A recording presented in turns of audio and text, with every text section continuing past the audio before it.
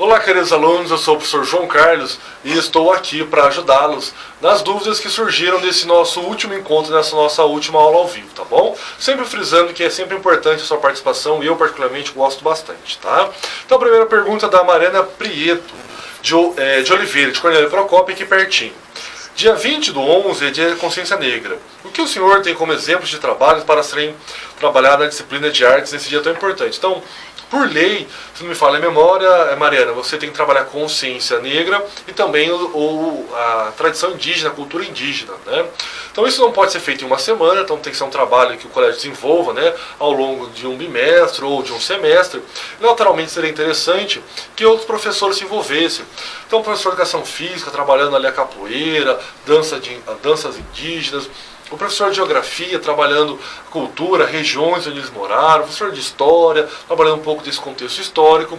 Você pode trabalhar, ou o professor de português, alguma poesia ali de Castro Alves, Davi o Negreiro, ou do próprio livro Os Escravos. Até selecionei um livro aqui infantil chamado Os Cabelos de Sarará, da Gisele Gama Andrade, que é um livro infantil contando e valorizando a cultura negra.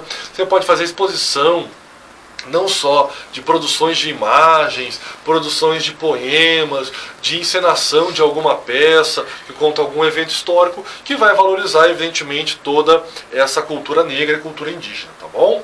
A Cirlei Novaes, de Divinópolis, Minas Gerais. Professor, de que maneira prática posso apresentar uma aula de artes para as crianças bem pequenas? Como você não estipulou a idade dessas crianças, Cirlei?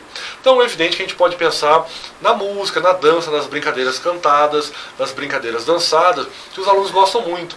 Claro que a gente não vai exigir uma coreografia, um ritmo muito marcado, mas alunos de 1, 2, 3 anos que estão se locomovendo melhor, ou tendo os primeiros passos, é uma forma deles trabalharem, então, a motricidade, os movimentos, o ritmo, e evidentemente eles gostam muito, tá bom? Elisiane Agnoleto, de Chapecó, Santa Catarina. Como se deve ser manifestada a fruição dentro da escola ou na sala de aula? E como influencia na sociedade uma forma crítica de observar a arte? Olha, Elisiane, o professor sente quando o aluno está gostando. Claro que a aula não é obrigatoriamente para que o aluno sinta prazer, mas que isso faça parte da ideia dessa manifestação do eu, manifestação como expressão de liberdade, de um sentimento, de um desejo, de um pensamento político, para que o aluno entenda como é bom saber se expressar. Isso naturalmente o professor percebe na cara do aluno, no contentamento dele, quando ele realmente está gostando. E claro que ao longo de toda a escola, de toda a vida do aluno e nossa, nós vamos formando o nosso gosto crítico a partir do conhecimento que nós temos, e aí nós vamos depurando. Olha, isso aqui eu acho legal como arte, isso aqui eu não acho interessante, isso aqui eu valorizo e gosto de ouvir, esse filme eu gosto de assistir. Mas essa é uma caminhada, na verdade, de repertório, que nós fazemos ao longo de toda a nossa vida, não só na escola, mas evidentemente na nossa vida cotidiana.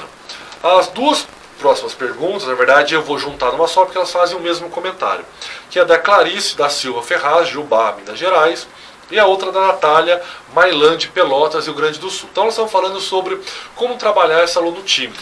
É evidente que pensar no aluno tímido sem nenhum outro problema, sem nenhuma outra dificuldade, algum transtorno, mas apenas a pessoa tímida, é tentar não expô-lo, não apresentar nenhuma outra forma que ele não goste. Então conquistar, ganhar confiança para que ele se sinta tranquilo, para que ele se sinta confiante para apresentar. Então pedir uma pintura, pedir um desenho, e se você for expor isso, pedir autorização dele. Se ele não gostar, não expor.